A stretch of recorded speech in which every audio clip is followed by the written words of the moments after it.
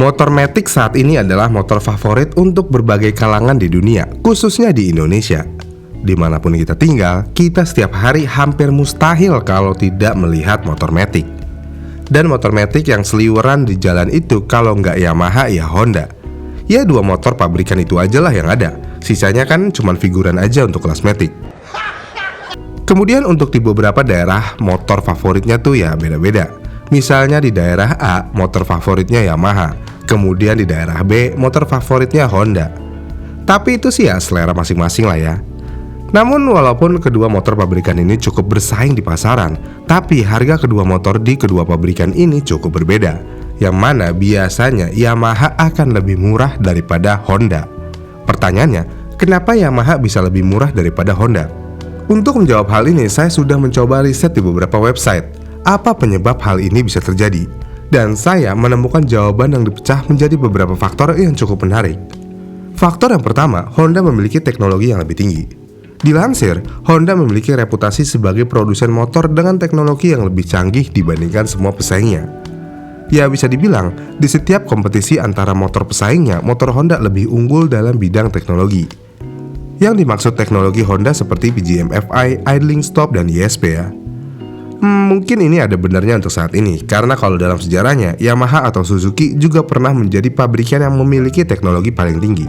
Oh iya, saya baru paham nih. Honda kan seperti biasa ya, akan keluar belakangan. Karena Honda akan selalu memperhatikan, meniru, lalu disempurnakan. Memang cerdas. Kemudian faktor yang kedua ada bahan baku yang lebih baik. Dilansir, Honda dikenal sebagai merek yang sangat memperhatikan kualitas bahan baku dalam produksi motornya. Yang mana mereka hanya menggunakan bahan baku yang berkualitas tinggi dan telah melalui uji kelayakan yang ketat. Dan kualitas bahan baku yang lebih baik tentu aja akan mempengaruhi harga jual yang lebih tinggi. Bentar, untuk faktor yang ini saya kurang setuju sih.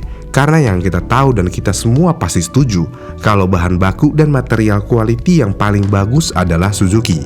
Dan ini sudah dibuktikan dari era tahun 90-an sampai saat ini. Jadi kalau menurut saya, faktor yang kedua ini cukup tidak relevan. Ditambah, saat ini motor Honda sudah mendapatkan julukan ikoniknya, yaitu si kaleng kerupuk.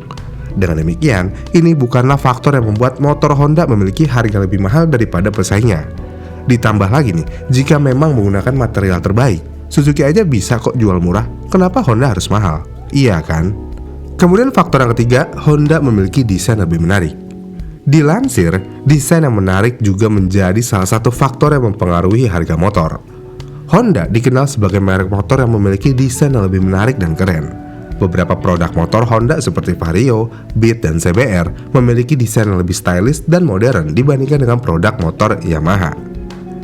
Untuk perihal desain, sebenarnya ini subjektif ya. Tapi ya kalau dibilang Honda memiliki desain lebih baik daripada Yamaha, kayaknya ya enggak sih. Jadi gini nih, Honda selalu memiliki konsep marketing motornya akan selalu cocok untuk segala usia dan gender. Misalnya kayak Vario.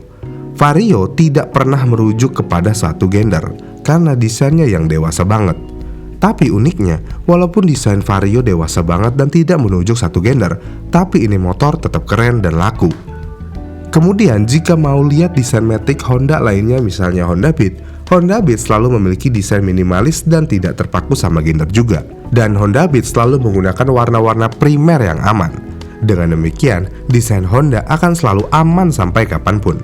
Ditambah dengan main aman Honda dalam hal desain motor Honda bisa dibilang menjadi sedikit timeless. Sedangkan untuk Yamaha yang kita tahu konsep marketingnya adalah anak muda banget.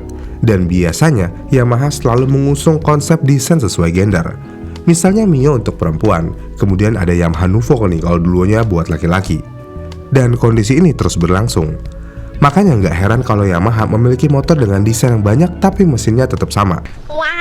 Kemudian faktor lainnya adalah harga jual yang lebih tinggi. Tidak diragukan lagi, sifat orang Indonesia mayoritas akan memikirkan harga jual terlebih dahulu sebelum membeli suatu barang. Misalnya motor.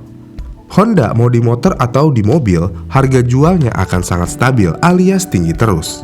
Ini berbeda dengan pabrikan lain. Misalnya Yamaha yang lagi kita compare saat ini. Harga Yamaha cukup jatuh dibandingkan dengan Honda. Maka dari itu, sales Honda bisa menjadikan hal ini menjadi senjata utama mereka. Yang mana sales Honda biasanya akan selalu mengiming-imingi kalau harga jualnya nggak jauh-jauh banget nanti. Sebenarnya ini adalah hal yang wajar dan tidak bisa disalahkan kalau kita memikirkan harga jual. Karena buat sebagian orang, motor adalah barang yang cukup mahal dan harus dibeli secara kredit. Kemudian, jika suatu saat nanti orang tersebut butuh uang, mereka bisa menjual motornya dengan harga yang masih cukup tinggi dan bisa dibilang nggak rugi-rugi banget. Nah, kalau buat orang-orang yang berpikiran harga jual kembali, faktor teknologi, faktor material jadi kurang penting nih. Yang penting desain dan harga jual. Kemudian faktor selanjutnya, kualitas mesin. Seperti yang kita tahu, Yamaha mencoba untuk membuat teknologi motornya menjadi lebih baik dengan menggunakan diasil silinder. Namun perawatan motornya menjadi lebih rumit dan harus dengan spesifikasi banget. Dan kalau salah-salah sedikit bisa terjadi vampir oli. Vampir oli adalah momok yang menakutkan buat motor Yamaha saat ini. Tapi kita tidak akan membahas vampir oli di video ini. Kalian bisa menonton video vampir oli di sini ya. Sedangkan untuk Honda, kejadian vampir oli jarang sekali. Kalau sekalinya pun ada, itu murni dari kesalahan usernya. Ya bisa dibilang usernya yang kebangetan aja sampai bisa vampir oli. Padahal mesinnya Honda terjamin KW tanah dan nggak neko-neko. Ya paling cuman rengkes jebol aja. Alhamdulillah. Walaupun saat ini menyandang motor kaleng kerupuk, tapi penjualannya masih belum bisa dikalahin. Mungkin pasar anak muda Honda sudah mulai termakan oleh Yamaha. Namun pasar unigender dan uniusianya Honda belum tersentuh sama sekali oleh pabrikan lain. Ini bisa terjadi karena brand image Honda. Honda sudah mengukir namanya dari jauh-jauh hari sebelum menyandang status kaleng kerupuk. Bahkan di beberapa daerah bilang motor aja nih itu adalah Honda. Kenapa bisa terjadi? Ya karena motor Super Cup inilah yang membuat Honda menjadi motor paling legenda di Indonesia. Bahkan di beberapa negara Asia Tenggara lainnya juga jadi legenda. Jadi dengan demikian, mungkin bagi yang tinggal di perkotaan, kita cenderung relatif melihat variasi motor yang banyak.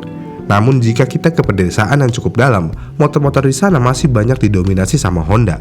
Karena mereka hanya percaya dengan Honda. Ya di luar itu semua, kenapa Yamaha selalu memiliki harga yang lebih murah, ini juga menjadi salah satu teknik marketing mereka juga sih. Karena mau bagaimanapun juga, Yamaha juga menyadari kalau mereka akan sangat sulit untuk bersaing head to head dengan Honda. Jadi kalau mau survive, ya mau nggak mau harus bermain harga. Bagaimana nih menurut kalian? Apakah ada penyebab lainnya?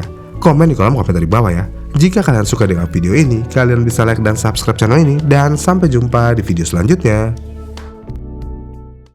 Yeah.